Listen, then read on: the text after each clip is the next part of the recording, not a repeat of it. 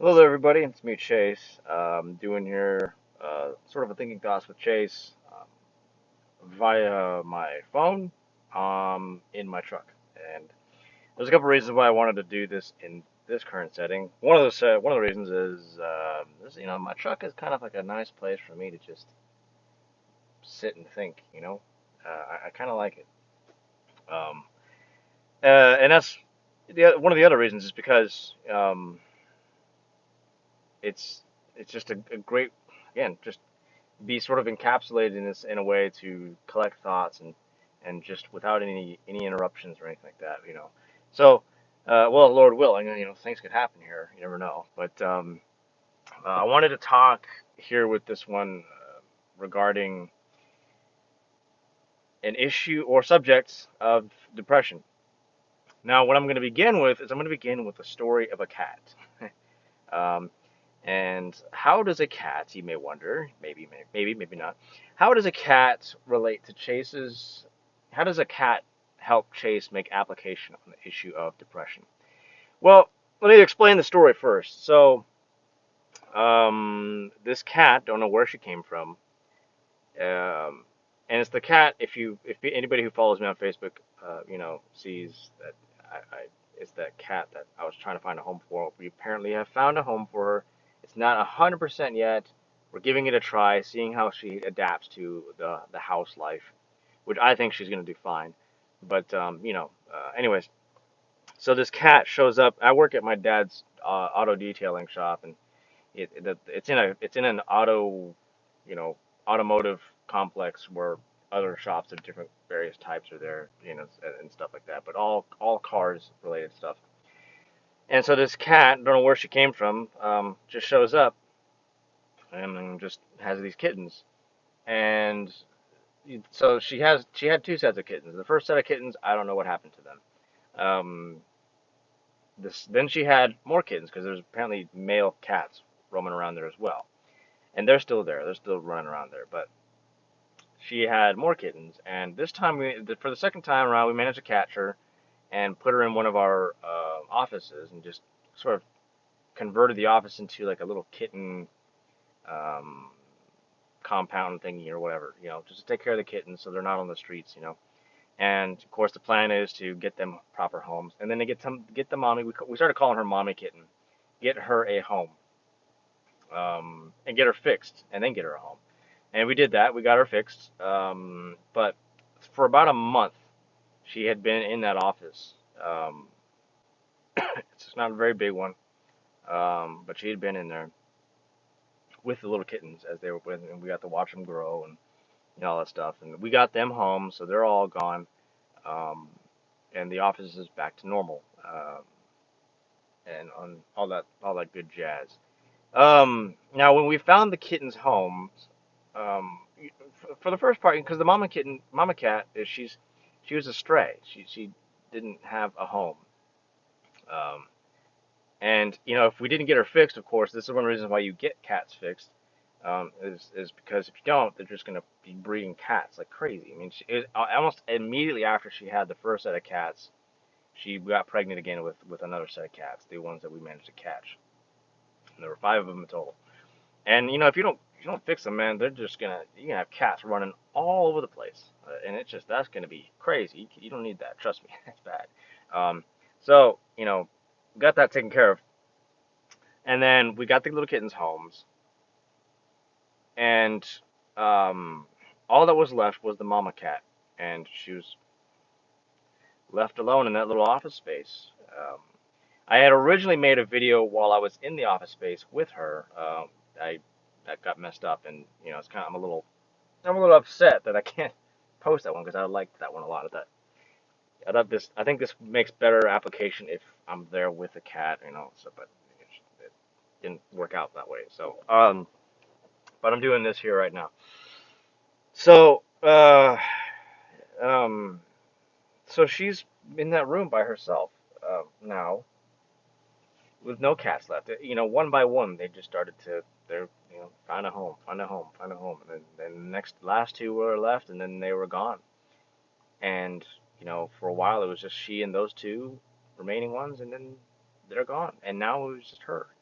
And so if you were in that room, as I was trying to show in the video, which is no longer available, um, you would see all the little little toys that we had for the little kittens to play with, and the litter box, the two sets of litter boxes, one for the mommy, one for the little kittens, and then the food and all that stuff. And you would just see all that. And my dad had an old pair of boots that he gave to the cats because apparently they liked climbing on boots and playing with the shoelaces. So, um, but you would see all that stuff, and the cats are gone now, and it's just her. She's just there alone. And what she would do, ever since the last ones were gone, we had this little kennel in there where we took the cats and stuff and brought them outside, took them from outside, brought them inside, and stuff like that. And she would just lay in there. That's where she would go.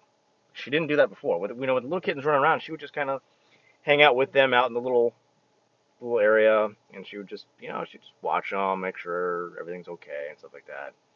And that was it. But then after the kittens were gone, she was going in that little kennel, um, and she'd just lay in there. Sunday was the last. Fortunately, thank the Lord. Saturday night was the last night that she had to spend alone. So she, but when I went Saturday evening, before I set to go home for the night, what was I doing Saturday that caused me to come home so late? I don't remember. Oh, man, I'm getting kind of worried about myself, man. I can't even remember what I was doing Saturday night. I was not drinking. No, I don't do that stuff. But man, I can't remember what I was doing Saturday night. Holy smokes. Okay, anyways, I was out for Saturday night. Oh, I went to my aunt's birthday thing for my aunt. That's right. That's what I was doing. So anyways, I went to go hang out with her for a little bit because I just couldn't get this cat off my mind. I was just poor little cat. I mean, the first night by herself without the kittens, my mom takes care of her mostly. Um, so my mom told me that night. She said, "Mama cat was crying when we left. She'd never done that before, but she was crying." Um, and it's just I was just oh, man, it's just she's in there alone. She had to spend the night by herself. She had to spend 2 nights by herself with nobody, no kittens, nothing. And she had been taken from her normal environment out there, in the wild, basically, and brought into this room where there's, you got the windows, right, obviously, but our windows, for reasons I'm not going to state, it's just, it's shop related stuff. But the windows are tinted with a special kind of tint that blurs to the point where you just cannot see anything outside. It's just pointless. It's really not even a window anymore. It lets light in, but it's so blurry. It blurs everything outside. It obstructs things so much you just cannot see anything that's going on out there. So that's the kind of tint that's on that window, on the whole thing. The door, the side window, the windows up top of the door, and some of that. The whole thing's covered in this. So the cat can't really look outside. And if she could at least look outside, it wouldn't be so bad. But she can't. So it's basically you're just in a box with no real access to the outside world. You're just sitting in a box. Um, and so this is what she had for months. But now she had to spend the last couple of days doing that by herself. At least when she was in there before, she at least had her kittens with her. At least she's, you know, gets to watch these cats run around and just be silly little kittens and stuff like that. But now she didn't have anything. It's just still. We had music for them, some good opera kind of music for them playing. But that was it. That's all she had. Um, and I felt so horrible for her. I just and I'm gonna explain why. So, um, if I can, because I'm a person who goes through states of depression. Now, this is why I could relate to that cat because I saw that cat's situation much like my own depression. Now, I'm saying my own depression because I can't be certain that everybody else who suffers depression suffers the same kind that I do. Um, And I don't want to sit here, what I don't want people to think is I'm here sitting here crying wolf and I want people to feel sorry for me or anything like that. A lot of my depression is a lot of my own fault. And a lot of it is my own self-loathing, things like that, and that's stuff I gotta deal with. So I'm not looking for pity parties and whatnot. I don't need my sunglasses anymore. Sun's gone down. But Uh, but that's what it. I felt for this cat because I know what it feels like to watch everyone around you seem to move on in life, and for some reason that you cannot figure out, because this cat, she doesn't know what's going on. For some reason, you can't move on. And I know that there's, and this is one of the things I wanted to talk about, is because there's a lot of people. One of the reasons why I don't talk so much about my depression openly is because most people aren't going to understand. They think when you talk about depression, what they think is, you're just, again, there is a level of self-loathing, sure, but that you're doing it because you want attention and this and that and those kinds of things. And that's unfortunately the way most people, a lot of people think when you talk about you being depressed, especially as a Christian. Christians, you're not supposed to be depressed. You're supposed to be, uh, um, you know, everything's supposed to be fine. You're supposed to be joyful and everything like that. Jesus is great and wonderful and la la la. And yeah, but that doesn't mean that the depression isn't still there. And so, and the point is that it's on a different level. And depression, I was actually talking to a brother this last Sunday. It was a really cool conversation. I didn't even know he suffered depression, and it was great to know that there was another one, you know, and we could talk about this kind of stuff too. It's good. And then I think one of the things we talked about is that most people don't understand when you talk about your depression. It doesn't mean I want to blow my brains out or anything like that. It's a certain, it's almost like a certain mode of emotion that you go through, at least for me. And I remember it happened to me a couple nights ago. I was sitting in my room, and there's a, it's a paralyzing feeling. It's like I don't know what to do. Something is wrong, and I don't know what it is. I know it's the depression, but I can't figure out why this is happening. Um, and I feel like I'm encased in this room. I got nothing, and I don't know how to get out. And what I mean by that, I don't mean that physically, like, I mean that sort of physically, but I'm in a room. But I mean like in a metaphorical sense, I'm in a box and I can't get out of it. Obviously, I can walk out of my room, but walking out of my room didn't do anything because I still felt trapped. And that's a lot of what it feels like, especially for that cat. She feels trapped. She doesn't know what to do. Again, her kittens. They all move on in life. They've gone to find a new chapter in their life, and she's left here. She's left to look at the remnants of what little joy she had, which is all the mess that her kittens left behind. To be reminded, looking at those shoes knocked over, to be reminded of her cats, her little babies, playing around on that, and that's all she has now. She just has the still life, you could say, the still life of of of the memories. That's it. And she's left. She's left there, and I've had those nights where you have that feeling of why can't I move on? And the thing that my anybody else who doesn't really suffer depression, what I want you to understand is yeah, I think you don't understand so much as it's like, oh, you got to move on in life. You got to move on in life. You just got to move on. See, the thing is, you got to understand is sometimes we don't know how to do it. How do I do it? What am I supposed to do? What do you want me to do?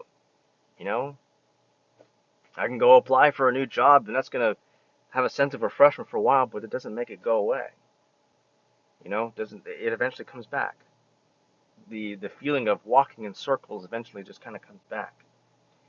And um,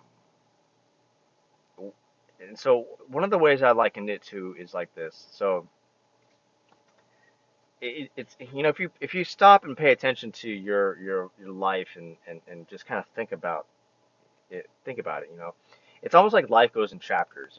Or you could probably say something like, it's gonna be kind of a weird, awkward example, but let's say you're on a platform and the platform's moving back, to represent this part of your life getting ready to pass away, and it's time to jump to the next one, the next part of your life, and then there's another platform coming, and you just jump to that one, and then you're ready to start walking that one, that chapter slash platform, and then here comes another one for the next chapter, and then you jump to and leap to that one, and so on and so forth until the last days of your life. The last platform until it's time. This one has sort of the end kind of thing. Um, and that's the way it is for, at least from my perspective. This way it seems like for most people. It just seems like life is just one after another. It's just almost like a breeze kind of thing. Like you just the one part, and then here's the next part, and here's the next event in my life, here's the next one in my life, here's the next thing in my life, and it just seems just kind of so consecutively, and it just seems to be effortless how people can do that. But there are those of us who can get to a couple little platforms, and then getting ready to go to the next one, and then we're waiting, and it never comes. For some reason, the next platform that we're supposed to leap onto never comes, and you can't just leap off because you're just gonna fall. So you're like, I can't just jump. There's nothing there. And so you're waiting and you're waiting. And while you're waiting, it seems like your platform still goes back into the past and you just keep sort of drifting into the past and you're stuck there. And again, it feels like for some reason you just can't move on. And again, this is speaking primarily for myself, but I would imagine I'm not the only one who feels like this. Um, you don't know why this is happening. No one's giving you any kind of heads up why your platform isn't coming. Um, it just doesn't come, and you're like, do I keep waiting? Do I just jump off and end this constant waiting? What do I do? You know, I don't know what to do. And that's what it feels like for me a lot of times. Um, it just feels like I'm stuck. I'm stuck in limbo. Just it doesn't. You know, it's. I guess I've explained it as best I could. Um, and so I want people who may not suffer these kinds of things to understand, for those who do, and especially again, I'm speaking as a Christian, okay? I'm speaking primarily to Christians, for Christians, that kind of stuff like that. So, what can you do to help, like someone like me? Like, what can you do to help? Well, for someone like me, there's not a whole lot that you can do. If I don't know you personally, there's not a whole lot you can do. I think what really needs to happen is that personal interaction with one another is really important. Um, and if you can't do that, then there's not a whole lot you can do but pray. Pray that things will get better. But if you do know somebody in your life who does have depression, I would want you to not assume that this is a person who just needs to buck up and stop, you know, with the self-loathing kind of thing like that. That doesn't really help. Stop trying to explain their problems. A lot of times, to be perfectly honest with you, a lot of times people are looking for somebody who would just listen to them and whatever they had to say. Um, when I get to talk to people, that does loads, man. That just does amazing things for me. Just being able to just take me out to lunch or something like that, and let's just chat or whatever. Let's just go. That does a lot for me. I love doing that. I don't like being alone because that makes it worse. When I'm with people and talking and having a good time and stuff like that, it makes it a lot better. Excuse me. So that's kind of an insight you could say to someone who has uh, depression. Um, it is a lot like that cat because I didn't I don't even like cats. I'm not a big cat guy, but this cat, man, this was something else because I know what it's like to be left alone. And when I say that, I don't mean like my family isn't enough. Like I hang out with my mom and dad a lot because I don't really you know I mean they're all I got pretty much. I mean I got friends and stuff, but I don't get to see them too much. I usually only see them about once a week. I see my mom and dad like every day, so I hang out with them a lot.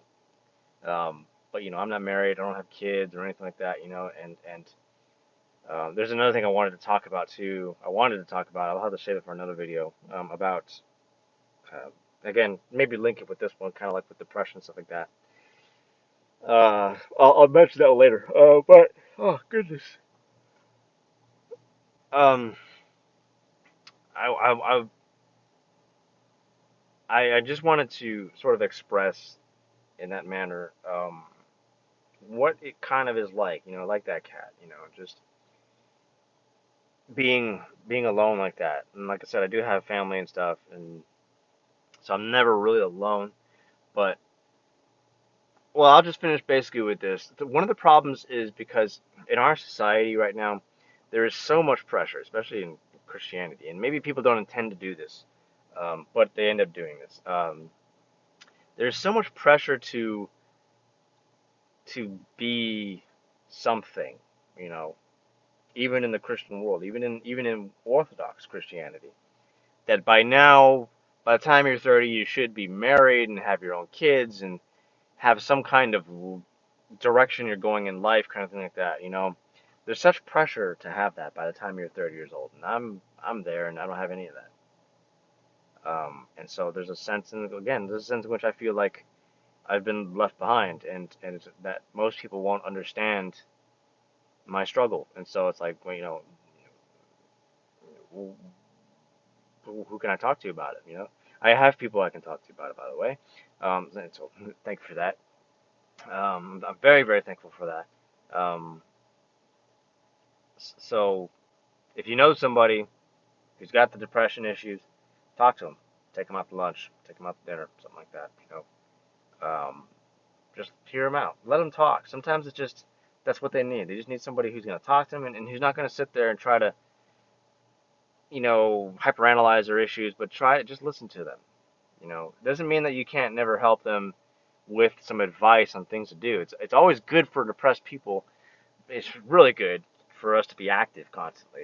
That's really important. Like I said, we still have to take responsibility for the things we do. It doesn't just because you have the depression thing doesn't mean you get to be something special and woe is me and cry wolf all the time. You got to make sure you're active and doing stuff. I mean, um, yeah, but still, a lot of times listen just listen to them, hear them out.